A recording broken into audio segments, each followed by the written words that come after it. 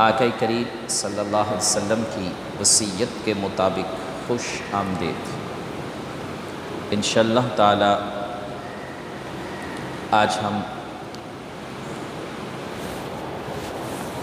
درس حدیث میں شوال کے روزوں کی فضیلت کے حوالے سے گفتگو کریں گے۔ سرکار دو عالم صلی اللہ تعالی علیہ وآلہ وسلم کی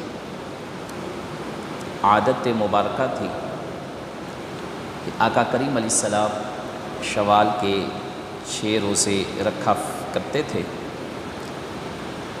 طبرانی کی حدیث سے طیبہ ہے، حضرت عبداللہ بن عمر رضی اللہ تعالی عنہ روایت فرماتے ہیں، سرکار دو عالم علیہ السلام نے ارشاد فرمایا، جس نے رمضان کے روزے رکھے پھر اس کے بعد 6 دن شوال میں رکھے تو گناہوں سے ایسے نکل گیا جیسے آج ہی ماں کے پیٹ سے پیدا ہوا ہے۔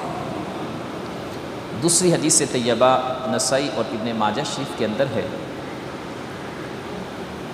حضرت عبداللہ بن جابر رضی اللہ تعالی عنہ سے مروی، سرکار دو عالم صلی اللہ تعالی علیہ وآلہ وسلم نے ارشاد فرمایا، جس نے عید الفطر کے بعد 6 روزے رکھے تو اس نے پورے سال کا روزہ رکھا کہ جو ایک نیکی لائے گا اسے 10 ملیں گے۔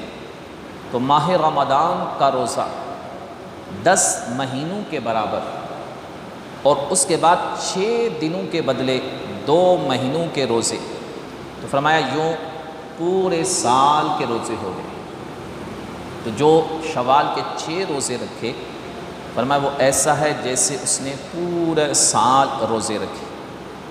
سرکار دو عالم علیہ السلام نے مسلم ابو داؤد شریف کی حدیث سے طیبہ ہے، حضرت ابو ایوب رضی اللہ تعالی عنہ اس حدیث کو روایت فرماتے ہیں، سرکار دو عالم علیہ السلام نے فرمایا، جس نے رمضان کے روزے رکھے پھر اس کے بعد 6 شوال میں رکھے تو ایسا ہے جیسے دہر کا روزہ رکھا، یعنی پورا زمانہ اس نے روزہ رکھا۔ یہ ان 6 روزوں کی فضیلت ہے۔ حدیث طیبہ کے مطابق حضرت ابو ہریرہ سے مروی ہے کہ ان مہینوں کی فضیلت، اور جس نے شوال کے 6 روزے رکھے گویا اس نے دہر کا روزہ رکھا۔